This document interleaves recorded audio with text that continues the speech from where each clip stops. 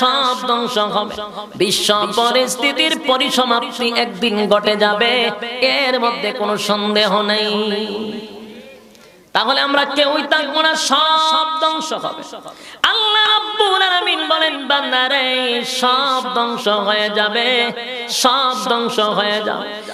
আর পুনরায় ইসরাফিলের সিংহায় ফুঁক দিলে আমি আল্লাহ তারপরে পুনরায় আবার তোরে দাঁড় করাবো।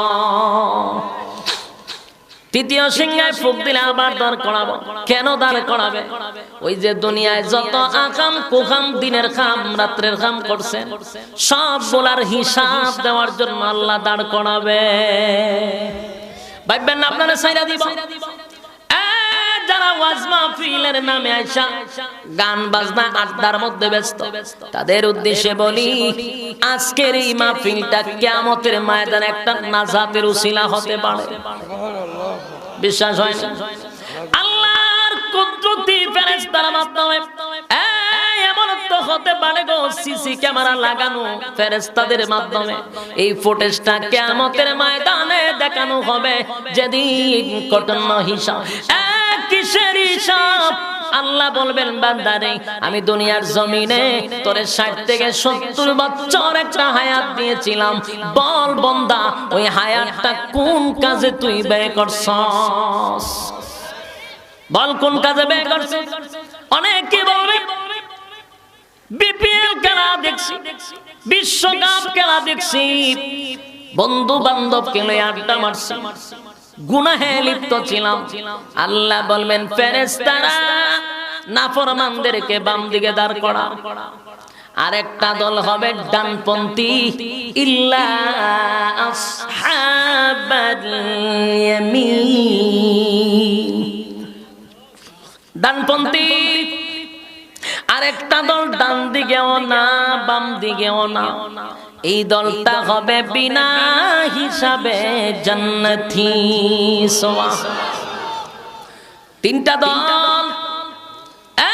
যুবক ভাই, এর মধ্যে যদি যৌবনকালের আমল ভালো থাকে, যদি আল্লাহর হেদায়েত প্রাপ্ত বান্দা হয়ে যাও, দুনিয়ার যদি তোমার কপালে হেদায়েত জুটে যায়, তাহলে আল্লাহর প্রিয় বান্দা হইয়া তারপরে কবরে যাইতে পারবা।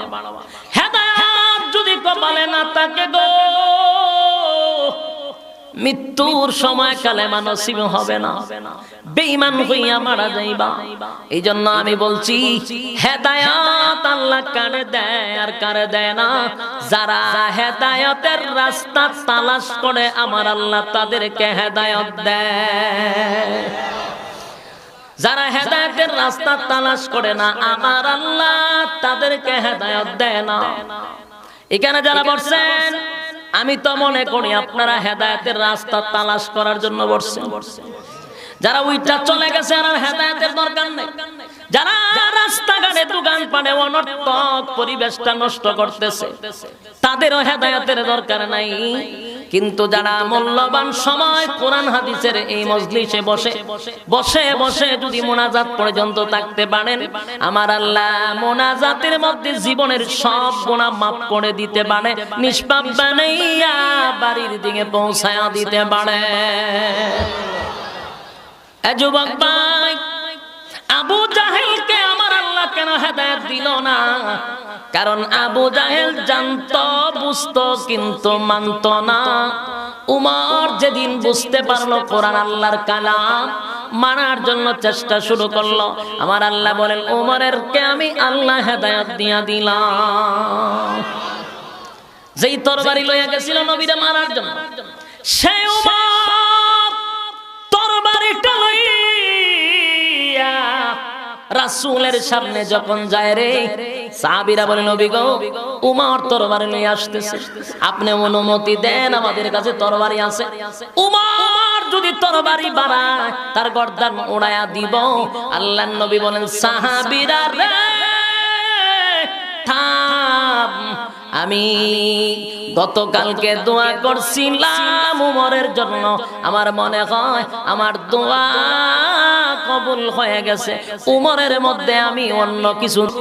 আল্লাহর নবীরে বলেন, নবী গো, লুকাইয়া লুকাইয়া কেন নামাজ পড়েন? লুকাইয়া কেন নামাজ পড়েন? আপনার আল্লাহ কি সত্য নয়? নবী বলেন হ্যাঁ সত্য।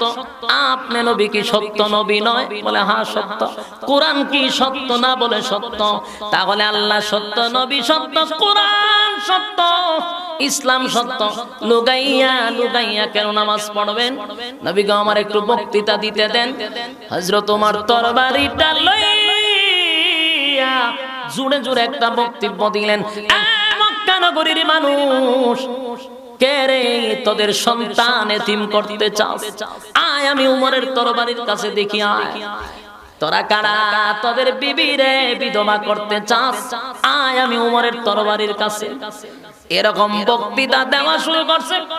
আর বলতেছিল আজকের পর থেকে প্রকাশ্যে নামাজ হবে, যদি কেউ বাধা দিতে আসস আমি তোদের স্ত্রীকে বিধবা করব, সন্তানগুলিকে এতিম করব।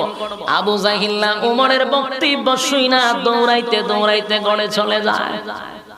বলুন উমর ইসলাম ধর্ম গ্রহণ করার পরে লাভ হয়েছে না লস হয়েছে?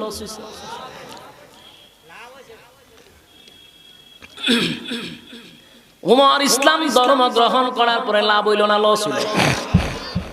এই জন্য আল্লাহ রাসূল দোয়া করছিল, এই উমর এমন একজন ব্যক্তি হয়ে গেল, আল্লাহ উমরকে জান্নাতের সার্টিফিকেট দুনিয়াতে দিয়েছে। সুবহান। একটা জবান বন্ধ রাখবেন না, আল্লাহু আকবার।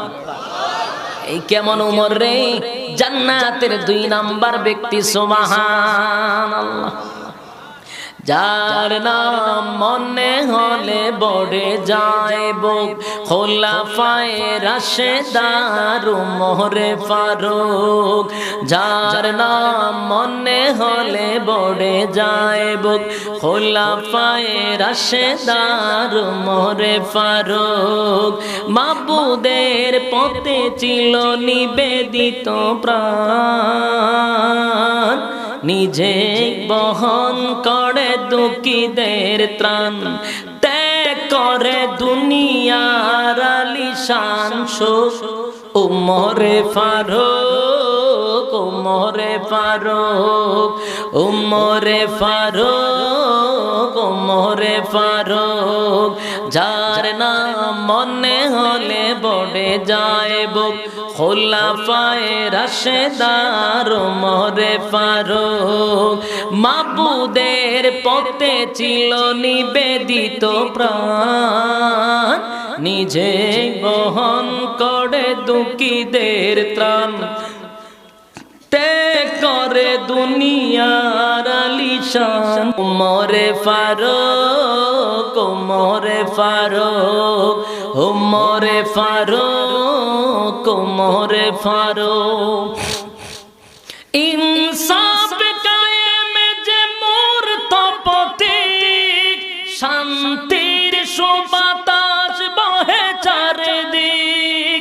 ইনসাফ কায়েম যে মূর্ত প্রতীক, শান্তির সুবাতাস বহে চারিদিক। বাগাবাগি করে নিত সুকার দুঃখ। উমরে ফারুক, উমরে ফারুক, উমরে ফারুক, উমরে ফারুক, উমরে ফারুক, উমরে ফারুক। ঠিক কিনা? উমরে ফারুক কেমন একজন সাহাবী ছিল, যার মেজাজ মতো আল্লাহ কোরআনের আয়াত নাজিল করত। জোরে জোরে কোন সুবহান। যারে বলা হইতো মেজাজে ওহী, উমর যেটা চিন্তা করত আমার আল্লাহ সেটা কোরআনের আয়াত বানায়া পাঠায়া দিত। সুবহান। যে নিয়ামত যুবক ভাই, হেদায়েত যদি আল্লাহ না দেয় আপনি এটা পাবেন না। আর আল্লাহ যদি না দেয়, নবী রাসূলগণ যদি সুপারিশ করে তারপরও পাবেন না। এটার বাস্তব প্রমাণ হলো আমার তেলাওয়াতকৃত আয়াত। আমি যে আয়াতে কারিমা আপনাদের সামনে তেলাওয়াত করছি, কেন জানেননি আয়াতটা নাজিল হয়েছে? একটা ঘটনারে কেন্দ্র কইরা। আল্লাহর নবীর একজন চাচা ছিলেন আবু তালেব। নবীজিরে নিজের বাবা নিজের সন্তানের মতো লালন পালন করছে।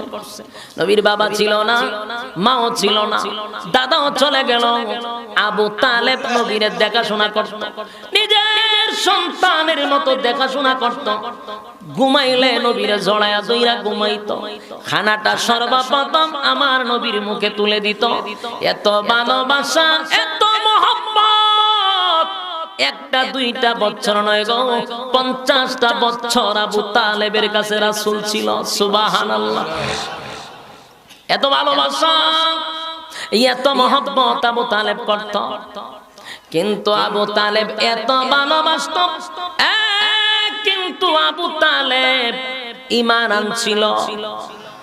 জান্নাতি না জাহান্নামী? কথা হয় না। জাহান্নামী নবীরে ভালোবাসতো নি? কথা হয় না। কেমন ভালোবাসতো?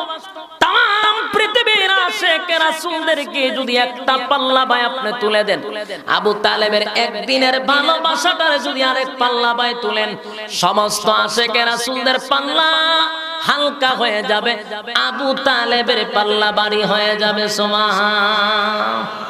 এত ভালোবাসতো রাসূলকে। নবীর জন্য আবু তালেব জীবন দিতে প্রস্তুত। কেউ যদি কোনো কথা বলতো, আবু তালেব আগে তরবারি লইয়া দাঁড়াইতো। এত ভালোবাসতো রে, এত ভালোবাসতো।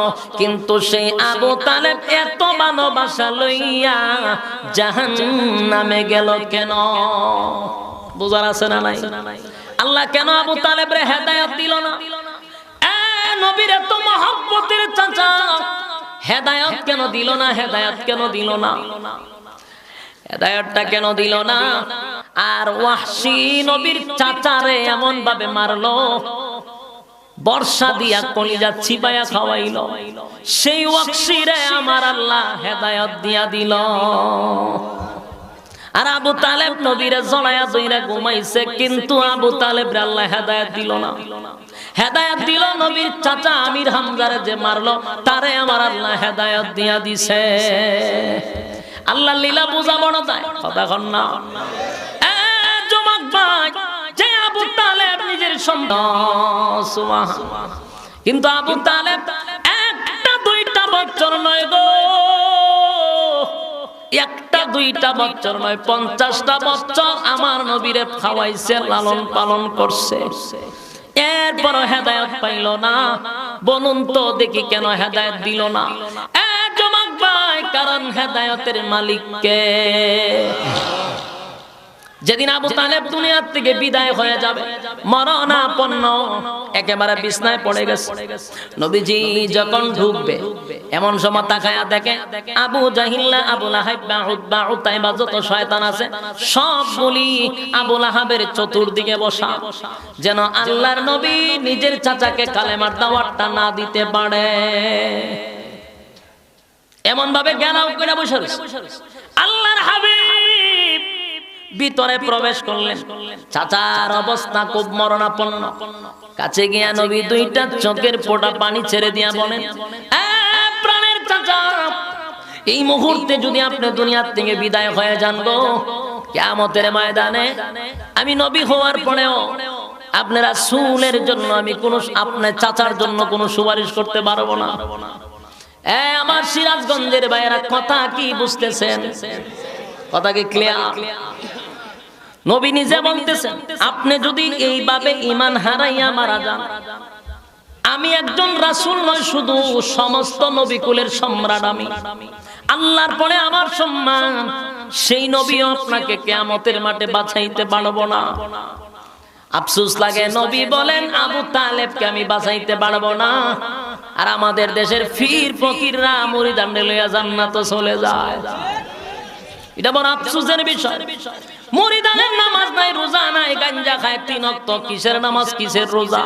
পর্দা নাই, সুদে ঘুষে দুমছে খায়, ওই ফিরে মুরিদানরে আশ্বস্ত দেয় তুই জান্নাতে লইয়া যাবো। খালি উরুসের সময় 2টা গরু লইয়া যাইস। বাস্তব না বাস্তব? যুবক ভাই, স্পষ্ট শুনেন, আমার নবী বলেন, চাচা গো, আমি নবী হইলেও আপনার জন্য সুপারিশ করতে পারবো না। যদি আপনি একটা বার কালেমাটা পড়েন, একবার শুধু বলেন লা ইলাহা ইল্লাল্লাহু মুহাম্মাদুর রাসূলুল্লাহ সাল্লাল্লাহু আলাইহি ওয়াসাল্লাম। একবার শুধু কালেমাটা পড়েন, আমি নবী আপনারে ওয়াদা দিলাম কেউ শুনবে না, কেউ দেখবে না, আমার কানে কানে শুধু চাচা একবার বলেন লা ইলাহা ইল্লাল্লাহ মুহাম্মাদুর রাসূলুল্লাহ। আমি নবীর কানে শুধু শোনায়া দেন, কেউ শোনা লাগবে না। ওয়াদা দিব আপনাকে, আমি যদি একবার শুনে ফেলি আপনি কালেমা পড়ছেন, কিয়ামতের মাঠে আমি নবী আপনি চাচাকে ছাড়া জান্নাতে যাব না।